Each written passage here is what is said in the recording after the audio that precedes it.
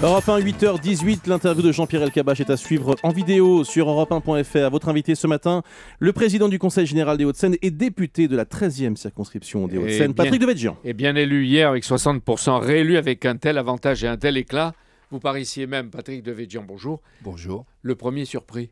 Oui, c'est mon plus beau score. De toute ma vie politique, j'ai jamais atteint ce score dans cette circonscription. C'est d'ailleurs une circonscription qui était passée à gauche d'une certaine manière, puisque François Hollande avait fait 52,65% au mois de mai. Alors, ce résultat traduit-il un jugement sur votre action locale, sur vos détracteurs qui sont souvent des UMP, ou sur vos opposants socialistes ?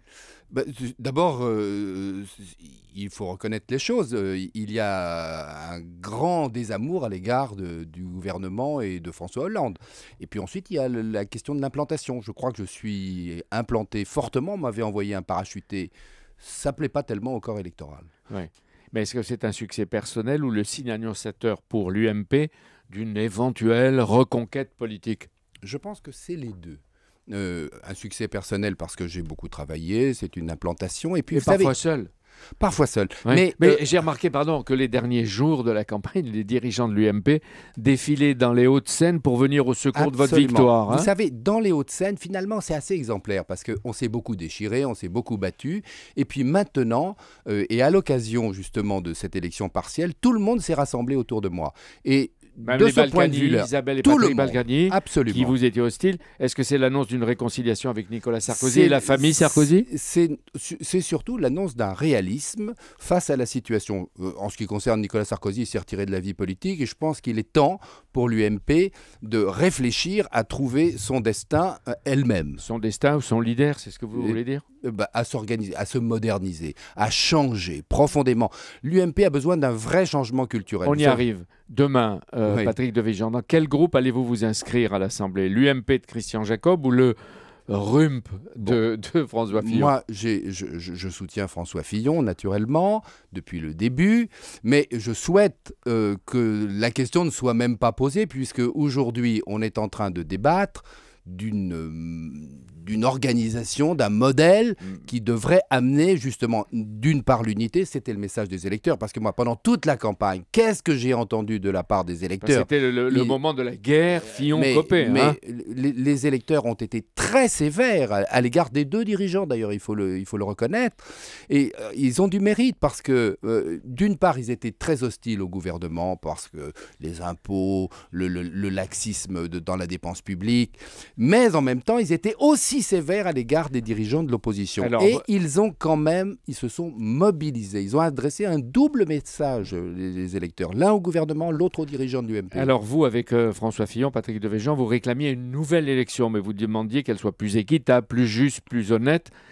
Vous allez peut-être l'avoir, et à quelles conditions ? Moi, je pense d'abord que les dirigeants de l'UMP doivent être inattaquables dans leur légitimité.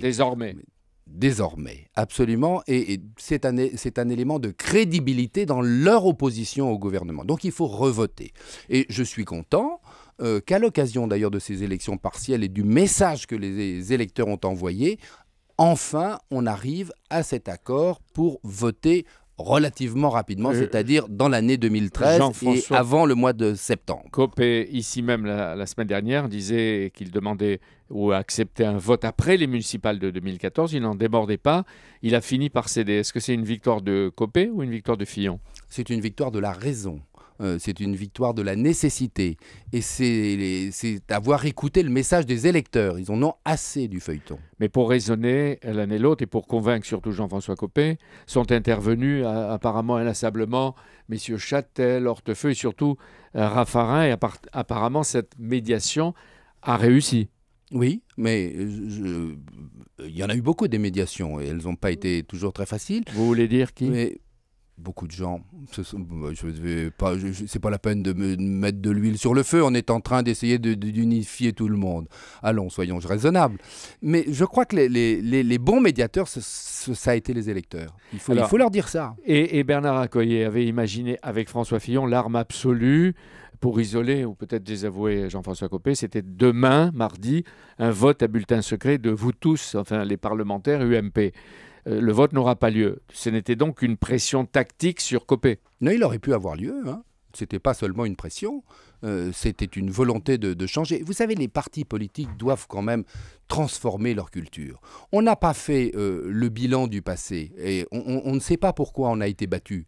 Mais si on faisait les analyses, on verrait aussi que le fonctionnement des partis politiques, et pas seulement le nôtre, n'est absolument pas en phase avec ce qu'est une démocratie moderne.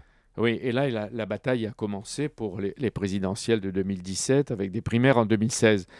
François Fillon disait ici, la semaine dernière, qu'il n'avait plus l'intention d'être candidat. Est-ce que vous lui donnez raison? Est-ce que vous souhaitez qu'il se présente à nouveau dans cette bataille de l'année prochaine?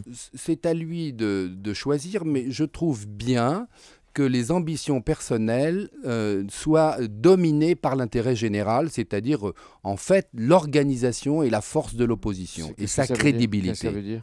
Ça veut dire que François Fillon, dans cette démarche, il est au-dessus de sa propre ambition et de son propre désir d'occuper un poste. Donc il vaut mieux qu'il n'y aille pas.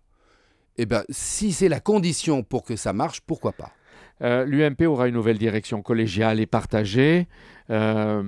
Vous avez été numéro 1 de l'UMP. Est-ce que vous souhaitez faire partie de cette direction ou peut-être de l'autorité indépendante qui devrait juger l'organisation des élections, etc. Ce que j'ai dit pour François Fillon est valable pour moi. Moi, je ne suis pas à la recherche d'une place, d'un poste, d'une ambition. Je voudrais que ça marche. Je voudrais que l'opposition offre une alternative à la politique socialiste. On en est loin. Aujourd'hui, oui, on en est loin. Hein, et évidemment, elle en est loin. Et pour ça, il faut qu'elle s'organise autrement. Et qu'est-ce qu'elle doit renouveler, améliorer, adapter dans ses idées, au moins, pour épouser son siècle? Dans les idées, oui, pas seulement dans l'organisation et la méthode. D'abord, il faut qu'elle fasse l'inventaire, le bilan du passé, parce que c'est seulement en analysant les erreurs du passé qu'on peut progresser dans l'avenir. Les erreurs de la présidence précédente. Nos erreurs à tous, collectives. Il ne s'agit pas de chercher des boucs émissaires. Nos erreurs à tous. Mais par exemple, vous dites qu'il faut que l'UMP évolue, etc. Sur le droit de vote des étrangers ou alors sur le mariage pour tous et l'adoption. Par exemple, les élus de l'UMP vont se joindre aux manifestations du 13 janvier, au début de l'année prochaine. Est-ce que votre objectif, c'est le retrait pur et simple du projet Taubira ou vous pourriez vous rallier à certaines conditions? Non, je ne le crois pas parce que le mariage, c'est quand même une institution millénaire et qui structure la société.